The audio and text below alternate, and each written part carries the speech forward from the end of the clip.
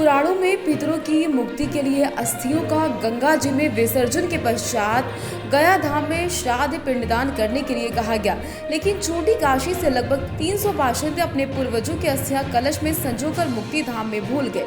ये अस्थि कलश गंगा में विसर्जन के लिए अपने भगीरथ का इंतजार कर रहे।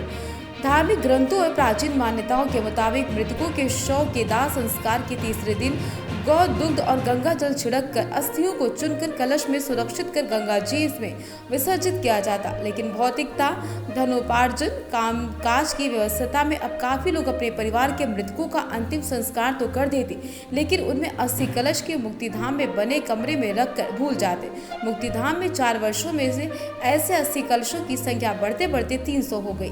नगर के साहित्यकार पत्रकार लोकेश कुमार गुप्त और सामाजिक कार्यकर्ता महेश कुमार पटवारी बताते हैं, 2019 के कोरोना काल में उनके जन जागरण के बाद हम वैश्य महासभा के अध्यक्ष योगेश गुप्ता गुड्डन ने अपने साथियों के साथ लगभग 350 अस्थियों का विसर्जन सर्वप्रथम अमावस्या को फर्रुखाबाद में गंगा जी में किया था। इससे पहले 2013 में रोटरी क्लब सेंट्रल के अध्यक्ष मुकेश राठी ने अपने साथियों के सहयोग से गायत्री परिवार के लोगों के साथ लगभग 2500 अस्थियों का विसर्जन गंगा जी में कराया था। हम खड़े हैं इस समय गोला गोकर्णनाथ मुक्तिधाम के अस्थि कलश रूम में। इसमें लगभग 250 से ज्यादा अस्थियां रखी हुई हैं। आपको बताते चलें, वर्ष 2014 में मेरे और लोकेश जी के प्रयासों से गोला के रोटरी क्लब और गायत्री परिवार के सहयोग से लगभग 2500 से ज्यादा लावारिस अस्थियों का गंगा जी में विसर्जन किया गया था। इसके बाद कोरोना काल में 2019 में भी इनका विसर्जन किया गया था बाथम वैश्य महासभा के द्वारा।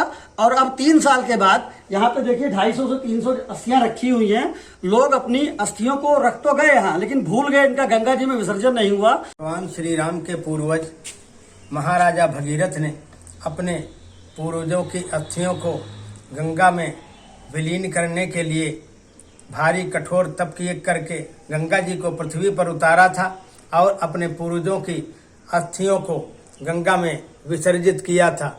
किंतु आज हम गोला के मुक्त धाम छोटी काशी में खड़े हुए हैं। यहाँ पर लगभग 200-250 अस्थियां रखी हुई हैं, जिनका लोगों ने गंगा जी में विसर्जन नहीं किया है।